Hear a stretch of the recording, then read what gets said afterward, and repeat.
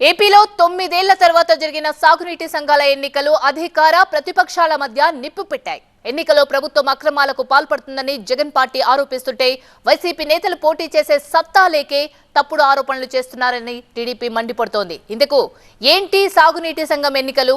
జగన్ ప్రభుత్వం వీటిని ఎందుకు రద్దు చేసింది? చంద్రబాబు ప్రభుత్వం ఎందుకు నిర్వహించింది? ఏపీలో వాయిదా పడుతూ వచ్చిన సాగునీటి సహకార సంఘాల ఎన్నికలు ఎట్టకేలకు జరిగాయి. మొత్తం 49,020 ప్రాదేశిక నియోజకవర్గాలు, 6,149 నీటి వినియోగదారుల కమిటీ పరిధిలో ఎన్నికలు జరిగాయి. సాగునీటి సంఘాల ఎన్నికల సందర్భంగా కడపతో పాటు పలు జిల్లాల్లో ఉద్రిక్తత నెలకొంది. ఎన్నికల్లో పోటీ చేసేందుకు అవసరమయ్యే పన్ను పత్రాల విషయమై కడప జిల్లా వేముల తహసీల్దార్ కార్యాలయంలో నిన్న టీడీపీ, వైసీపీ నేతల మధ్య వాగ్వాదం జరిగింది. దీంతో కడప ఎంపీ అవినాష్ రెడ్డిని హౌస్ అరెస్ట్ చేశారు పోలీసులు. దాంతో పులివెందులలో ఈ రోజు కూడా టెన్షన్ వాతావరణం కొనసాగింది. పులివెందుల నియోజకవర్గంలో మొత్తం 7 మండలాలున్నాయి. ఈ 7 మండలాల్లో 32 నీటి సంఘాలుండగా ఆయకట్టు రైతులతో కలిపి మొత్తం 25,000 మంది ఓటర్లున్నారు. అయితే నామినేషన్ వేయకుండా తమను అడ్డుకున్నారని ఆందోళనకు దిగారు వైసీపీ శ్రేణులు. వేముల, పులివెందుల, తొండూరు మండలాల్లో తమ నామినేషన్ పత్రాలను టీడీపీ కార్యకర్తలు చించేశారని ఆరోపించారు వైసీపీ నేతలు. ఇది రాజకీయమంటారా అని ప్రశ్నించారు కడప ఎంపీ అవినాష్ రెడ్డి.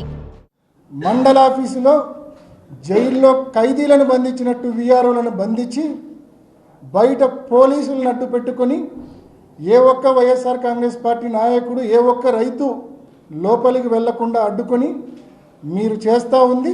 దీన్ని రాజకీయం అంటారా? ఇది చేతకాని దద్దమ్మలు చేసే రాజకీయం ఇది. అయితే వైసీపీ నేతల తీరుపై మండిపడ్డారు టీడీపీ నేత బీటెక్ రవి. సొంత నియోజకవర్గంలో నామినేషన్ వేయకపోవడంతోనే రాష్ట్రమంతా ఎలక్షన్లను వైసీపీ బైకాట్ చేసిందని ఆరోపించారు. 30 ఏళ్లుగా ఇష్టం వచ్చినట్టు ప్రవర్తించారని, ఇప్పుడు ఆ పరిస్థితి మారడం వల్లే వైసీపీ నేతలు తట్టుకోలేకపోతున్నారని మండిపడ్డారు. మీరు మీ ఇష్టం వచ్చినట్లు 30 ఏళ్ల నుంచి, తర్వాత గత గవర్నమెంట్ వచ్చినప్పుడు మీరు ముఖ్యమంత్రి అయినప్పటి నుంచి కూడా ఎండిఓ ఆఫీసుల దగ్గర కూడా ఎలక్షన్ వస్తే పంచాయతీ ఎలక్షన్స్ జీపులు అడ్డపెట్టి కుర్చీలు వేసుకొని కూర్చొని మా కార్యకర్తలు కానీ మా లీడర్స్ ఎవరన్నా నామినేషన్ అయిపోతే నామినేషన్లు కూడా చించేసి ఈ రకమైన దౌర్జన్యాలు చేసిన తర్వాత మీరు దద్దమ్మలు, మేము కాదు. ప్రభుత్వ తీరుకు నిరసనగా నీటి సంఘాల ఎన్నికలను బహిష్కరిస్తున్నట్లు ప్రకటించారు వైసీపీ అధినేత మాజీ CM YS Jaganmohan Reddy. No dues సర్టిఫికెట్లు గ్రామ స్థాయిలో ఇవ్వకుండా ఎన్నికల ప్రక్రియను అపహాస్యం చేస్తున్నారని, పోలీసులతో కలిసి అప్రజాస్వామికంగా ఎన్నికలు నిర్వహిస్తున్నారని జగన్ ఆరోపించారు. అప్రజాస్వామికంగా జరుగుతున్న నీటి సంఘాల ఎన్నికలను ఖండిస్తూ బహిష్కరించాలని వైఎస్ఆర్సీపీ నిర్ణయం తీసుకుందని, రైతుల తరపున ఎప్పుడూ వారికి అండగా ఉంటూ తమ పార్టీ పోరాటం కొనసాగిస్తుందని చెప్పారు. కడప జిల్లా బద్వేల్ నియోజకవర్గంలోని పలు నీటి సంఘాలకు ఎన్నికలు నిర్వహించారు అధికారులు. ఈ క్రమంలో పలుచోట్ల టీడీపీ, వైసీపీ నేతలకు వాగ్వాదం తలెత్తింది. అధికారుల తీరును నిరసిస్తూ పలుచోట్ల ఈ ఎన్నికలను బైకాట్ చేశారు వైసీపీ నేతలు. ఇక విజయనగరం జిల్లా కొంపంగిలో కూనేటి గిడ్డ నీటి సంఘం ఎన్నికల్లో టీడీపీ, వైసీపీ మధ్య వాగ్వాదం నెలకొంది. ఎన్నికల్లో అక్రమాలు జరిగాయని ఆరోపించిన టీడీపీ నేతలు పోలింగ్ ను రద్దు చేయాలని అధికారులతో వాగ్వాదానికి దిగారు. అయితే నిబంధనల ప్రకారం యథావిధిగానే ఎన్నికలు నిర్వహిస్తామని అధికారులు స్పష్టం చేయడంతో ఎన్నికలను బహిష్కరించింది టీడీపీ. నంద్యాల నియోజకవర్గంలోని 18 నీటి సంఘాలకు ఎన్నికలు నిర్వహిస్తే అన్ని చోట్ల టీడీపీ నేతల అనుచరులే విజయం సాధించారు. కోనసీమ జిల్లా ముమ్మిడివరం నియోజకవర్గంలోని మొత్తం 21 సంఘాలకు గాను 18 స్థానాల్లో టీడీపీ, 3 స్థానాల్లో జనసేన నేతలు ఏకగ్రీవంగా ఎన్నికయ్యారు.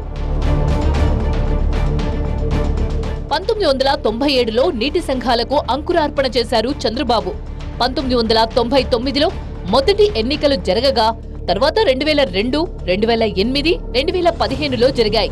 అందులో 2008లో తప్ప మిగతా 3 సార్లు చంద్రబాబు సీఎంగా ఉండగానే ఎన్నికలు జరిగాయి. 2019లో అధికారంలోకొచ్చిన వైసీపీ ప్రభుత్వం సాగునీటి సంఘాలను నిర్వహించలేదు. 2020లో జగన్ ప్రభుత్వం నీటి సంఘాల వ్యవస్థను రద్దు చేసింది. అయితే ఇటీవల జరిగిన ఎన్నికల్లో టీడీపీ కూటమి అధికారంలోకి రావడంతో సాగునీటి సంఘాలకు ఎన్నికలు నిర్వహించాలని ముఖ్యమంత్రి చంద్రబాబు నిర్ణయించారు. ఈ సాగునీటి సంఘాల ఎన్నికలు 3 దశల్లో జరుగుతాయి. మొదటి విడతలో నీటి సంఘాలకు ఎన్నికలు నిర్వహిస్తారు. ఈ ఎన్నికల ద్వారా 6 డైరెక్టర్లను ఎన్నుకుంటారు. 6 డైరెక్టర్లలో నుంచి ఓ అధ్యక్షుడు, ఉపాధ్యక్షులను ఎన్నుకుంటారు. రెండో విడతలో నీటి సంఘాల అధ్యక్షులు, ఉపాధ్యక్షులు కలిసి డిస్ట్రిబ్యూటరీ కమిటీలను ఎన్నుకుంటారు. మూడో విడతలో డిస్ట్రిబ్యూటరీ కమిటీ అధ్యక్షులు కలిసి జిల్లా ప్రాజెక్ట్ కమిటీ చైర్మన్, ఉపాధ్యక్షుడు, డైరెక్టర్లను ఎన్నుకుంటారు. ఈ కమిటీల పర్యవేక్షణలో డ్రైనేజీ వ్యవస్థ, పూడికతీత, తట్టమట్టి తొలగింపు, పంట కాలువల ఆధునీకరణ వంటి పనులను చేపడతారు.